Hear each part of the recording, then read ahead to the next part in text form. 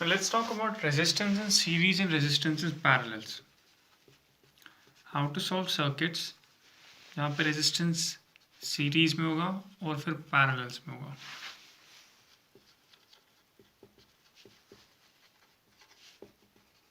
इससे पहले भी आपने पहली क्लासेस में किया होगा रेजिस्टेंस इन सीरीज और रेजिस्टेंस इन पैरेलल्स को सॉल्व कैसे करते हैं. सबसे पहले लेट्स अंडरस्टैंड सीरीज और पैरेलल्स में कब सर्किट होता है. रेजिस्टर्स आपके होते हैं. I suppose I have a resistor R1, another resistor R2, and they are both connected to the battery in this fashion. ठीक है, बैटरी का पॉजिटिव टर्मिनल है, बैटरी का नेगेटिव टर्मिनल है. पॉजिटिव से नेगेटिव ऐसे करंट जाएगी सर्किट में. क्लियर. ये वाला जो हमारी कॉन्फ़िगरेशन है इसमें हम कहते हैं हमारी रेजिस्टेंस जो है वो सीरीज पे है. और सीरीज में होने के लिए जो पॉइंट्स आपको याद रखने वो ये है कि सीरीज में दोनों रेजिस्टर से करंट सेम चलनी चाहिए. Current should be same. अगर यहाँ से देखोगे आई करंट निकली है वो इस R1 से भी आई करंट ही चलेगी और बराबर यही आई करंट R2 से भी चलेगी. So the first case is resistor कब सीरीज में होते हैं जब करंट दोनों में सेम चल रही होगी. अगर 3 भी होंगे 4 भी होंगे सब में करंट सेम चलनी चाहिए. ये पहली चीज़ है इसमें. ठीक है. Second thing, potential is different across the resistors. यानी जो पोटेंशियल डिफरेंस मेंटेन करनी है across the resistors. Let's say this is V1 and this is V2. सो दोनों को पोटेंशियल डिफरेंसेस अलग अलग, दोनों की पोटेंशियल डिफरेंसेस अलग अलग होंगी लेकिन करंट दोनों में सेम चलेगी. सो ये दो पॉइंट्स वेरी इंपॉर्टेंट. कब आप आइडेंटिफाई करोगे आपके सर्किट में रेजिस्टर सीरीज में कि पैरेलल्स में. सिंपल ये देख लो, अगर करंट सेम चल रही है और दोनों में पोटेंशियल्स डिफरेंट है सो आप कहोगे कि तब ये सीरीज में. अब जो V1 और V2 है ये दोनों मिला के कितना होगा, उतना ही जितना टोटल बैटरी का पोटेंशियल है V. सो हम कहते हैं यहाँ पे कि V1 plus V2 is equal to V, total potential जो बैटरी का है.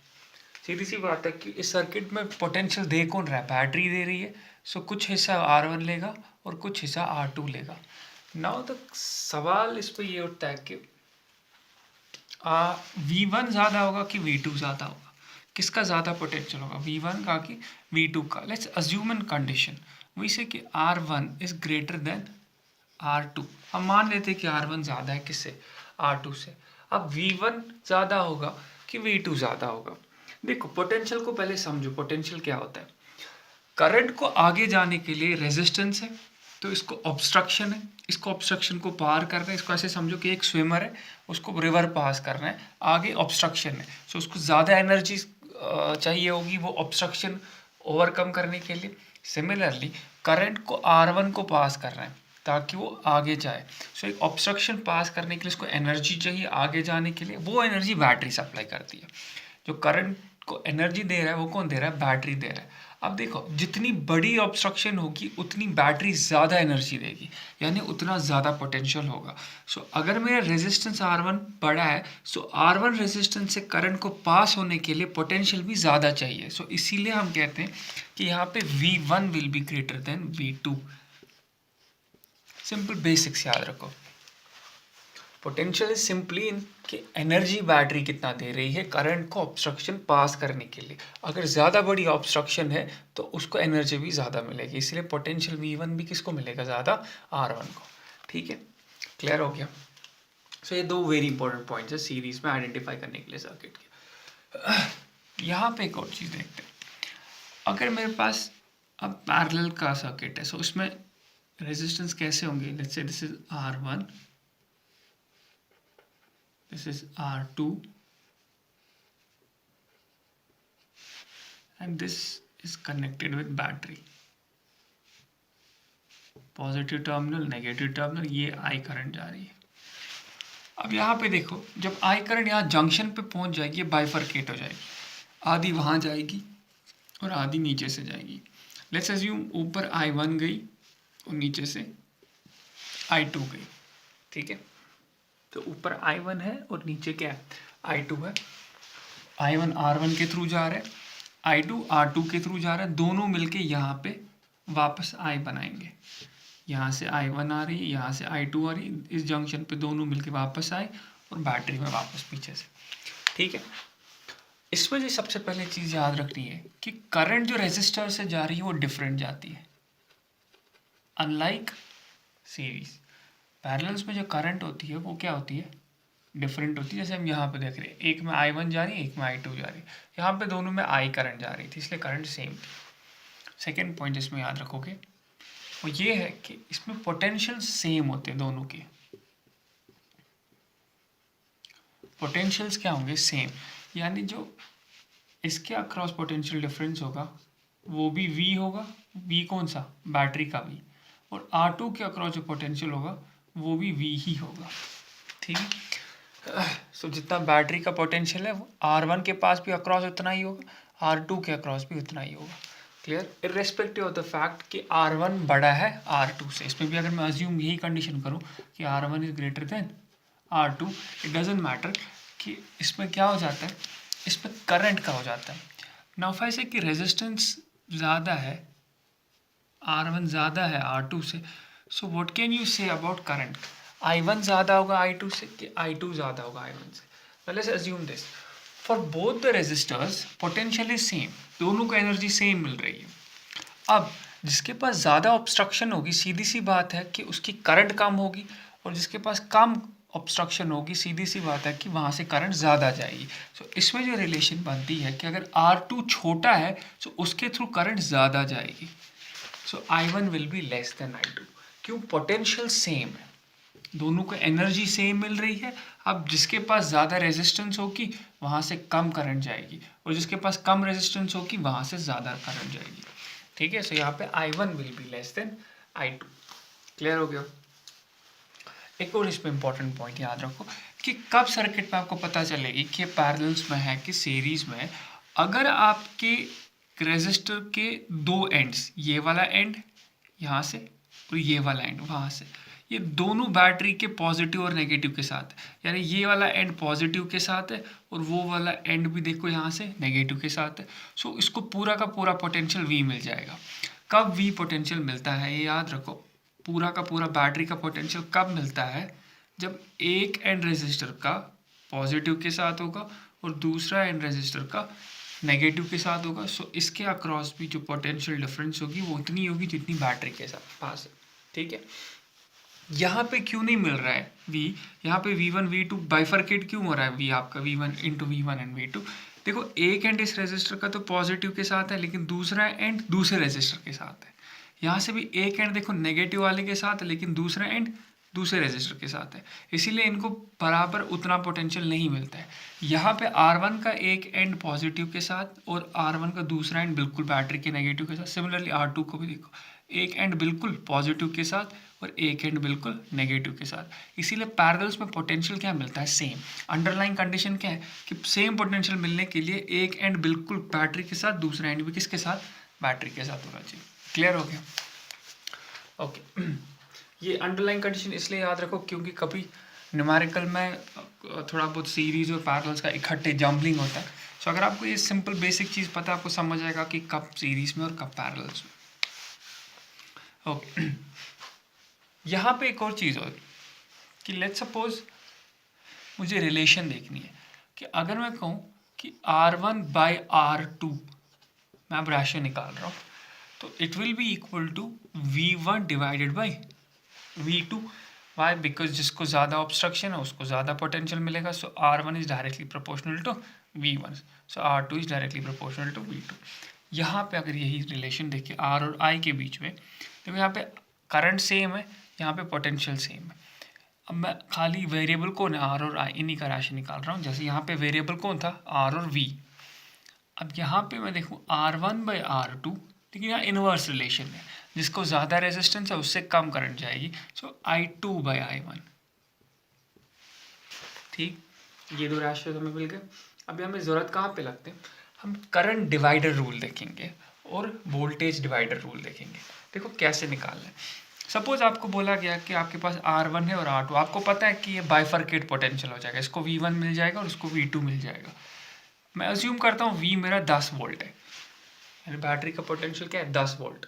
अब मुझे पता है कि R1 को ज़्यादा पोटेंशियल मिलेगा, कितना ज़्यादा वो नहीं मुझे पता है, ठीक है। वो निकालने के लिए हम एक रूल यूज़ करते हैं, उसको कहते हैं पोटेंशियल डिवाइडर रूल। यहाँ पे देखो करंट बाइफरकेट हो रही है, मुझे पता है R1 ज़्यादा है किससे, R2 से। अगर R1 ज़्यादा है सो उससे करंट कम जाएगी, सो I1 विल बी स्मॉलर, लेकिन कितना वो मुझे नहीं पता है, तो मैं करंट डिवाइडर रूल यहाँ पे लगाऊंगा। यहाँ पे हम पोटेंशियल डिवाइडर रूल लगाएंगे, यहाँ पे करंट डिवाइडर रूल निकालेंगे इसी रेशियो से। करना कुछ नहीं है, देखो क्या करोगे, यहाँ से भी +1 कर दो और यहाँ से भी +1 कर दो, ठीक है। अब जब आपने +1 कर दिया, यहाँ से क्या आ जाएगा, इसको एलसीएम कर दो, so it will be R2 + R1 divided by R2 is equal to, यहाँ से LCM V1 + V2 divide by V2, ठीक है। सो मैं ऑफ करता हूँ, R1 + R2 total resistance circuit की मिलेगी, यानी R1 + R2 मान लो टोटल रेजिस्टेंस सर्किट की R, नीचे क्या है R2 is equal to V1 + V2 total potential मिल जाएगा V डिवाइड बाई क्या है V2। तो यहाँ से आप निकाल सकते हो कि V2 का वैल्यू कितना होगा। सिंपल, आपको V2 का वैल्यू जब मिल जाएगा, आप V2 को V से माइनस कर दो, आपको V1 भी मिल जाएगा। आपको R भी पता होगी क्वेश्चन में, R2 भी पता होगी, टोटल बैटरी का पोटेंशियल भी पता होगी। आपने क्या यहाँ से निकाल दिया, V2 निकाल दिया, V2 पता लग गया, सो V1 भी पता लग जाएगा। कैसे, V minus V2, total minus V2 तो V1 मिल जाएगा। इसको कहते हैं पोटेंशियल डिवाइडर रूल, ठीक है। अब देखो यहाँ से करंट डिवाइडर रूल में भी क्या करना है, करंट डिवाइडर रूल में भी यही करना है कि यहाँ से +1 और यहाँ से भी क्या कर दोगे +1, सेम चीज़ यहाँ से भी हो जाएगी। यहाँ से भी ऊपर total resistance divided by R2 और यहाँ पे total current divide by I1। सो आपको टोटल रेजिस्टेंस भी सर्किट की पता होगी, R2 भी पता होगा, टोटल करंट भी पता होगी, सिर्फ आपको समझ आ जाएगा यहाँ से I1 कितना है। I1 पता लग गई, सो वहाँ से आप I2 भी निकाल सकते हो। कैसे, I माइनस I1 आपको I2 देगा। दोनों रिलेशंस में फ़र्क देखो, न्यूमरेटर्स दोनों में लगभग सेम है, R और V है, R और I है, लेकिन डिनोमिनेटर में अगर R2 है, यहाँ से V2 है, लेकिन यहाँ से R2 है, यहाँ से I1 है, उल्टा है, बाकी सेम है। तो इसको कहते हैं करंट डिवाइडर रूल। कैसे न्यूमेरिकल्स में अप्लाई करने हैं बाद में देखेंगे। और इसको कहते हैं वोल्टेज डिवाइडर रूल। क्लियर हो गया, बेसिक सी चीज समझ आ गई कि पैरेलल्स में कब होता है और सीरीज में कब होता है, ये बहुत इंपॉर्टेंट है समझने के लिए, ठीक है। उसके बाद क्वेश्चन में कभी पूछते हैं कि आपको इक्विवेलेंट रेजिस्टेंस बोलो किसके बराबर होगी।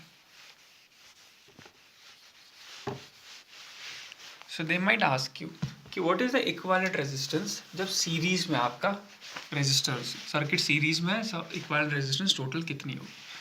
वही से कि V is equal to I times R, your Ohm's law. Potential किसके बराबर होता है, I टाइम्स R। यहाँ से देखो, इसको मैं मानता हूँ जो आपका R है, यहाँ से इसको मैं इक्विवेलेंट रेजिस्टेंस ऑफ सीरीज मानता हूँ, SRS जो हमें निकालना है, इक्विवेलेंट रेजिस्टेंस सीरीज में कितनी होगी। सो इसको बोलो इक्वेशन 1। उसके बाद आपको पता है V1 भी फिर किसके बराबर होगा, I टाइम्स R1, और V2 भी किसके बराबर होगा, I टाइम्स R2। I दोनों में सेम क्यों, क्योंकि सीरीज का फंडामेंटल यही है कि करंट दोनों में सेम चल रही होती है। अब दोनों को ऐड अगर करोगे, दो इक्वेशंस को, इसको और इसको, सो V1 + V2 होगा। यहाँ पे हम ऐड कर रहे हैं V1 + V2, V1 + V2, लेकिन खुद किसके बराबर है, टोटल बैटरी का जो पोटेंशियल होता है। तो जब मैं दोनों को ऐड करूंगा, मुझे लेफ्ट साइड से क्या मिल जाएगा, V, और यहाँ से I कॉमन निकाल दो, अंदर क्या रहा, R1 + R2, ठीक है। So this is equation 2। अगर आप दो इक्वेशंस को देखोगे, मान लो 2 को, लेफ्ट हैंड साइड दोनों का सेम है, सो आपको यहाँ से I times RS is equal to, इधर से भी right hand side I times R1 + R2, दोनों के राइट हैंड साइड को इक्वेट कर दिया। I और I क्या हो जाएगा, कैंसिल। सो आपको जो इक्विवेलेंट रेजिस्टेंस है that is equal to simple algebraic sum of individual resistance.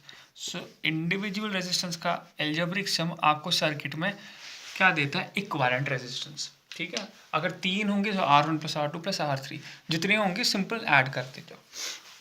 अब देखते हैं पैरेलल्स में इक्विवेलेंट रेजिस्टेंस कैसे निकालते हैं।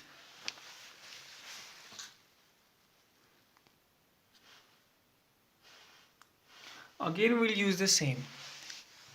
V is equal to I times RP. RP means equivalent resistance in parallels. ठीक है, और यहाँ से भी हम कहेंगे कि यहाँ से I का वैल्यू निकाल दो. I किसके बराबर हो जाएगा? V divide by RP. इसको इक्वेशन 1 मान लेते हैं. सिमिलरली आप बोल सकते हो I1 is equal to V divided by R1 and I2 is equal to V divided by R2. इसमें मैंने V को सेम रखा. क्यों? क्योंकि फंडामेंटल चीज़ पैरेलल्स में यही होती है कि पोटेंशियल सेम रहता है और करंट बाइफरकेट हो जाती है. अब दोनों को ऐड कर दो. I1 plus I2 total current दे देगा यानी I, और यहाँ से क्या हो जाएगा? यहाँ से V कॉमन रख दो, अंदर रह जाएगा 1 by R1 plus 1 by R2. ठीक है, इसको इक्वेशन 2 मान लो. अब कंपेयर करो दोनों को, लेफ्ट हैंड साइड सेम है सो राइट हैंड साइड को इक्वेट कर दो. So V divide by RP is equal to V divide by R1 plus, या हमने यहाँ से V कॉमन निकाल दिया था, सो V कॉमन है 1 by R1 plus 1 by R2. V और V आपका कैंसिल हो जाएगा. ठीक है, दिख रहा है बोर्ड पे. V और V कैंसिल हो जाएगा. सो आपको जो इक्विवेलेंट रेजिस्टेंस निकलेगी that is 1 by RP is equal to 1 by R1 plus 1 by R2, यानी reciprocal sum of individual resistance. इसमें सिंपली एल्जेब्रिक सम होता है और इसमें reciprocal sum of individual resistance हो जाता है. क्लियर हो गया? एक और बात याद रखना, ये फंडामेंटल चीज़ अगर कहीं लिख भी रखोगे तो इम्पॉर्टेंट है कि रेजिस्टेंस जो सीरीज में होती है, सो इंडिविजुअल रेजिस्टेंस को आप सम कर रहे हो, यानी 1 प्लस 2 प्लस 3 जितनी रेजिस्टेंस होगी, सो इक्विवेलेंट रेजिस्टेंस हमेशा ज़्यादा होती है इंडिविजुअल रेजिस्टेंस से. ये इंपॉर्टेंट पॉइंट है, लिख भी सकते हो. जो आपकी रेजिस्टेंस आती है इक्विवेलेंट रेजिस्टेंस, वो इंडिविजुअल रेजिस्टेंस से ज़्यादा होती है क्योंकि आप सम कर रहे हो उसको.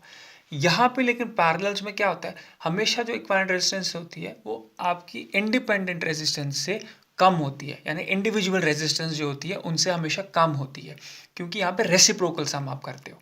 ठीक है, सो यहाँ पे इक्विवेलेंट रेजिस्टेंस ज़्यादा होती है और यहाँ पे इक्विवेलेंट रेजिस्टेंस कम आती है. सो सीरीज में अगर सर्किट है सो रेजिस्टेंस ज़्यादा निकलेगी, पैरेलल्स में अगर सर्किट है तो रेजिस्टेंस कम निकलेगी. क्लियर हो गया? अब न्यूमेरिकल्स में काफ़ी बहुत टाइप के आते हैं, आहिस्ता आहिस्ता देखते हैं कैसे न्यूमेरिकल्स.